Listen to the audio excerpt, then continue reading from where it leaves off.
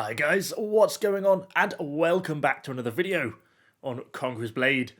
Today we've certainly got something a little bit different as we're joined by KnightStalker, and we're going to have a little bit of a Q&A interview, something a little bit different from what we normally do. So welcome KnightStalker to the channel.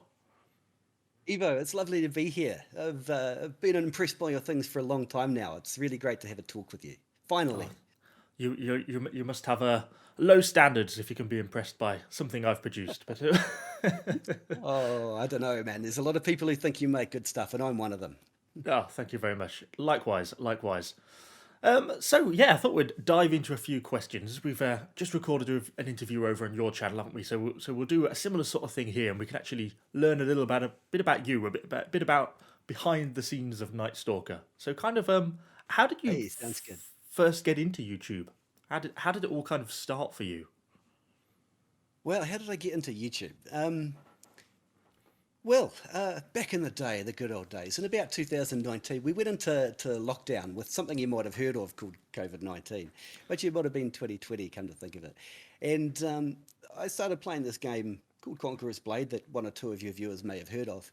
And I got really into it. And I started watching other YouTube videos on YouTube, obviously. And I became aware of this channel called Evo Loz Gaming, would you believe? You may have heard of this one too. Just about. And once or twice.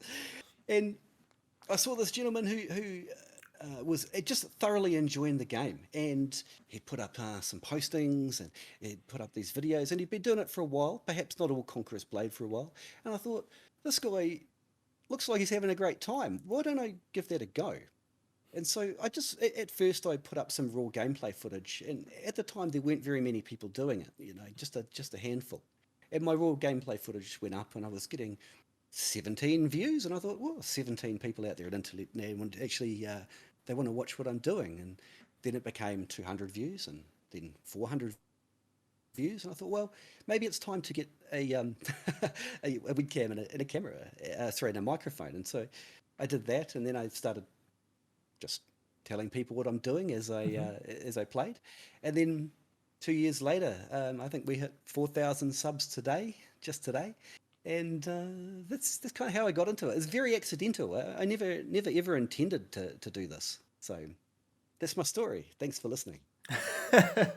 No, that's well. Congrats on the 4K subs. That's certainly no mean Thank you. feat. Growing on YouTube these days is very difficult, isn't it? So you've done extremely well to sort of to get where you are.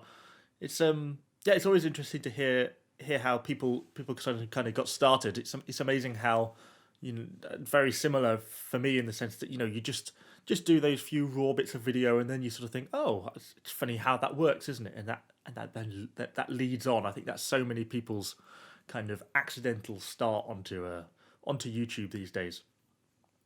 Sure, for sure. So Mistake. yeah, exactly. So what do you do outside of YouTube? Do you work? Do you do YouTube full time? Tell us a little bit more kind of about yourself. Yeah, absolutely. So I do work. I work full time. I work full time at home and at work. Would you believe? I have a huge family, which we could talk about in a minute.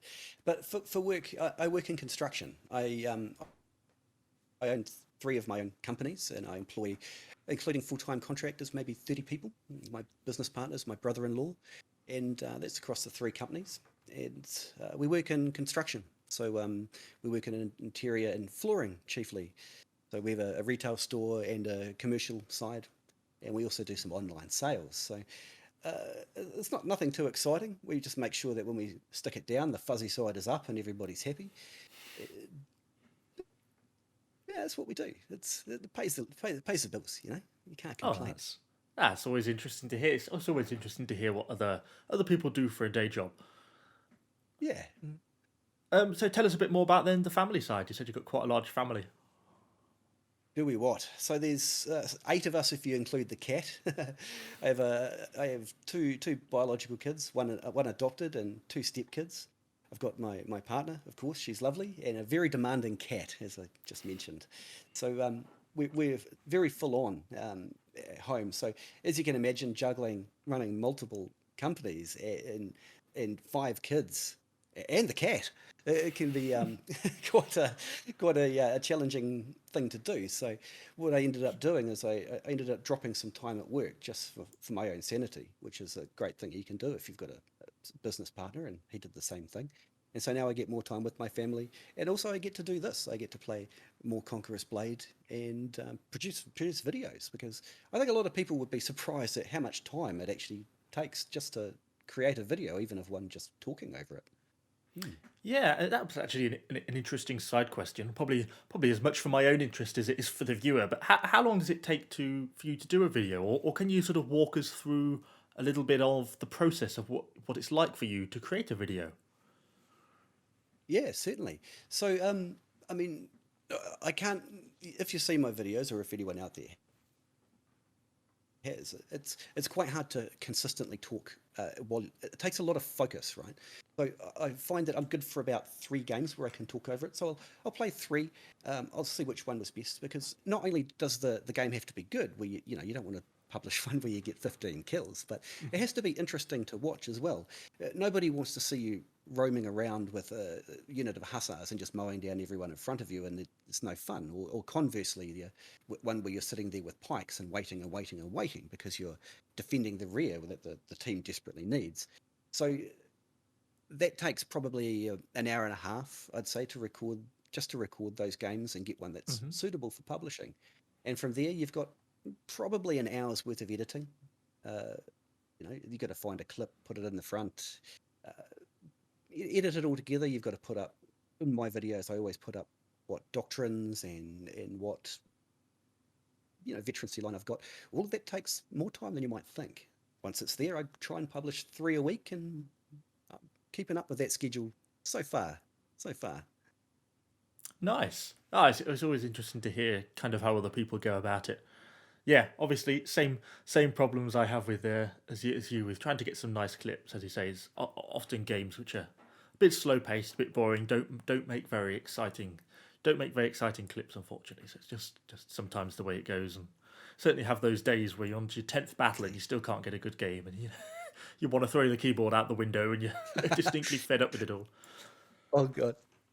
Yeah, yeah. Just publish something a little bit different. This is clips from last year. Have a nice time. Yeah. So do you get time for any hobbies outside of all that? I mean, it sounds like you've got a pretty hectic schedule as it is, or do you have a few things, few hobbies and stuff outside of the YouTube and work world that you enjoy? Yeah, certainly. So I really like Warhammer 40,000. Hmm.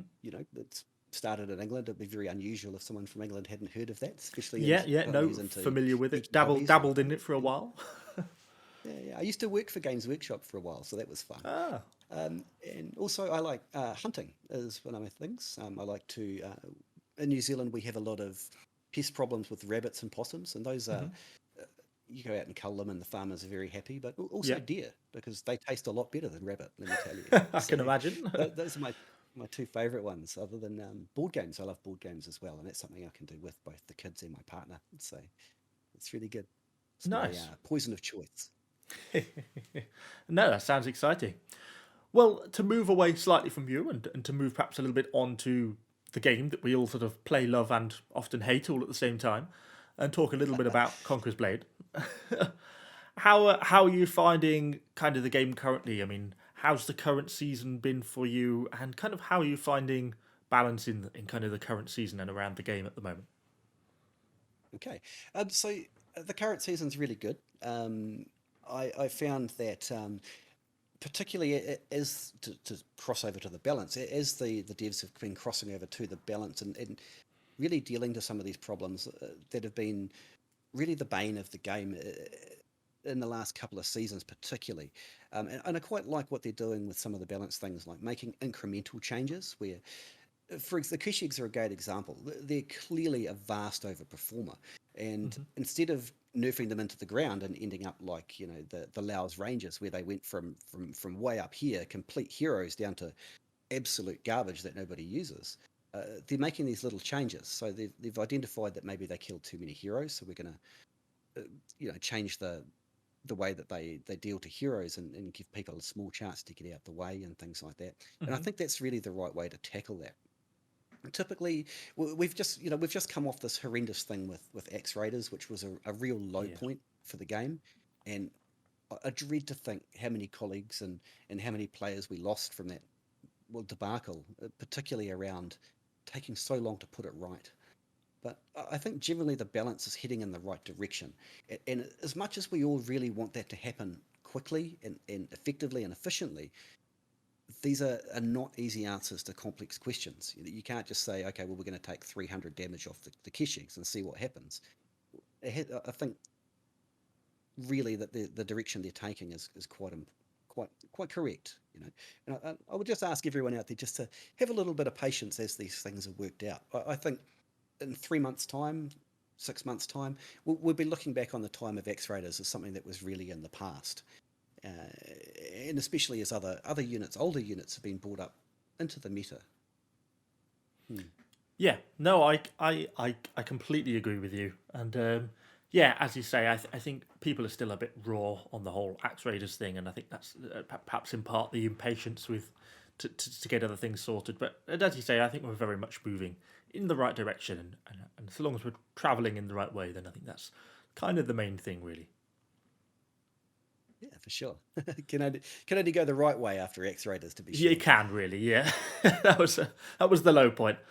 So, but then what about looking forwards? Is there any sort of cultures you'd like to see kind of in future seasons, or is there any specific unit types or nations that you'd like to see in future seasons? Oh, you could have me talking about this for half an hour, but probably I think the fan favorite is one of my fan favorites as well, and it doesn't fit the timeline of the game, but Spartans. Spartans, Spartans, Okay. Spartans, I think would be absolutely fantastic. They're far too prehistory for the game, but we can always hope, right?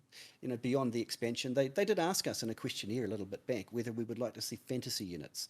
So I don't think that's a good idea, but I certainly think that there's scope to expand beyond the time period that the game represents, and really have these cultures that are particularly popular.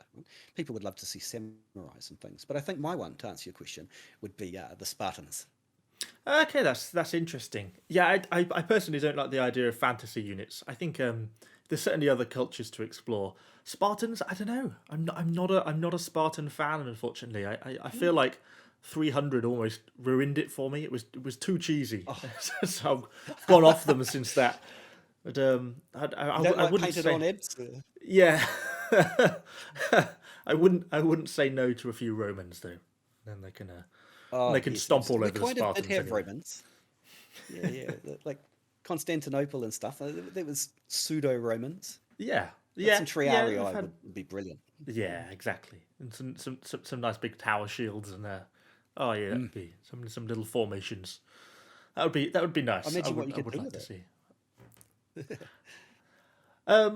So coming, do you have any? This is a slightly more of a strange question, I suppose, and I'll perhaps give you an example first. Do you have any quality of life changes? So maybe an example for one I really want is a replenish all unit kits button. This would be my That was the dream. first thing that came to mind. Yeah. Yeah, that's what everyone wants. Please, booming, or anyone who's watching, we want a replenish all unit kits button. It would be very, very nice. Yeah, so I think that was definitely my main one. That irritates me to have to go through and answer all the questions. But there's plenty of other things that can do as well. The quality of life changes. Things like identical items not stacking in your inventory. I think that irritates I mean, I'm not OCD or anything like that, but that sort of stuff irritates me. Yeah. There's uh, things like some of the unit behaviors certainly could do with some quality of life changes. There's nothing worse than having your prefecture guard see an enemy 1.5 kilometers away and think, "Oh, I'll have a piece of him," and off he Yeah. goes. Oh, stabby, Yes. stabby, here I go. Yes. You're just So looking over the wall, turn around, and they've ran off. And for God's sake, come back. that's right, yeah. Or they're on top of the wall and they decide there's some people below the wall, so they go down and out the gate and off they go. Yes. Off down the garden Yeah. path before you get a Yeah. chance to Yeah. react. Before you notice, yeah, right into the front of some Fortebraccios. Yeah. Certainly, and certainly some of the visuals as well. Some of the quality of life changes. One of the great ones would be, for example, how the game registers the location of your character when you which is particularly pertinent to longswords because they're mobile and tough. So when you use your roll, until you complete that roll, the server still thinks you're where you started, and I highly dislike that because you can dodge an incoming attack. Let's say a maul grab, just just to reach one out of nowhere, a maul grab, and anyway, you've rolled out the way, but you still get grabbed, and the servers don't help with that either. So I'm really pleased, by the way, that for quality of life we have got new servers now. There is a distinct difference that we can see there. Like I do play on both versions of the game, just obviously more heavily on the Frontier side. Yeah, I also think it's good that they've finally got sort of the servers updated. I know it's something that we've all been waiting for quite a long period of time. So it's nice to have that actually have come through in the end. So yeah, no, big plus that that's finally actually happened. But I may throw something else in there as well. Yeah, People see the Frontier and hold it up as the premier. The servers are amazing. I'll tell you what, it's not the land of milk and honey. It's approximately the same as the new booming servers. You don't see. I don't publish all the choppy games. I don't publish all the ones that disconnect me 5 times during a game and things like that. So I think people have to appreciate that it's not heaven on the other side. The grass is not greener. yeah, Both companies put a lot of effort in. Yeah, I think it's I've never actually played on Frontier. It's something I'll have to do. Maybe you can bring me over and show me around one day. But yeah, I've never Yeah, well, played. do you think your viewers might like us to have a game together? Do you think we could Yeah, I probably think tee that up at some stage? that could be quite interesting. I mean, if it is something people are interested in, do let us know in the comments down below. And if there's enough interest, I'm sure we can try and sort something out. Maybe I'll have to be playing with some 1,000 iron likes. cap swords, but I might be low We tier. might have to be. Depends if we can get a press account, right? So, but otherwise, Yes. we can certainly tee something up, and maybe we could show your viewers what it's like on the early stages of Frontier. Yeah, no, that would be really interesting to see because there's definitely some differences, and yeah, it'd be kind of cool to check something like that out. Particularly because I think on Frontier at the start of the seasons you have a level cap, don't you, to what units you can use? Is that Certainly. correct? So the way that it works is that whatever tier unit is currently available for the season. So let's season 11 alchemists are coming. So when alchemists are released, you'll only be able to use those blue tier or below until the banner knights are released, and then we'll be able to use purple tier and below. And then obviously when the T5 cav comes along, we can use everything. But also the characters are locked as well. So for example, when it's only blue tiers like silver level, you can't use any of the attributes on your armor, for example. So no leadership bonuses, no Ah, strength bonuses, no slashing damage, anything, including your weapons. You don't get any of those things. Those work up through the tiers as well. And I think it's really good for new players, particularly, or people who are becoming veterans because they're almost there, but they still can't quite compete with old crusty buggers like you and me who have been doing it since your day dot. yeah, How do yeah, you yeah. compete with that? Okay, that's interesting. Yeah, we don't have that as a system on ours. It does sound we've recently had these tactical sieges they've called them. Oh, Um, brilliant, aren't they? yeah, I've really been enjoying them. It's fun. It feels like playing sort of CB in the old days where everyone's got similar units and everyone's on the same level playing field. I've really been enjoying Yeah, it. I've yeah. been having quite a blast playing that, Back in the particularly day with the where it was paladins. horrifying to see a gold unit. Oh, Yeah, yeah, you were saying earlier that you're really enjoying the paladins again. What's rekindled your interest? I don't know. I think just in those tactical battles, they just because there's such that more unit variety in the sense that in normal Mm. battles it's Keshigs and Iron Reapers and they kind of tend to dominate. And so because people don't have those choices and because it's not their own units, I think people tend to sort of move around and go, ah, yeah, Iron Cap swords. I'll take Drive some it of like you them. Why stole it. not? Yeah. So I don't know. I think there's a lot more things for the paladins to eat. And they seem to be eating them quite nicely. So yeah, really feel like they're back They to their still old style. back top of the food chain. Yeah, I'm quite enjoying them. I'm loving my old X and V, and getting all the hero kills really quite nicely as well. So Yes. loving them. So as we sort of tend to wrap up, I had one or two other questions. Do you do any territory wars, or are you just playing the sort of the siege queues?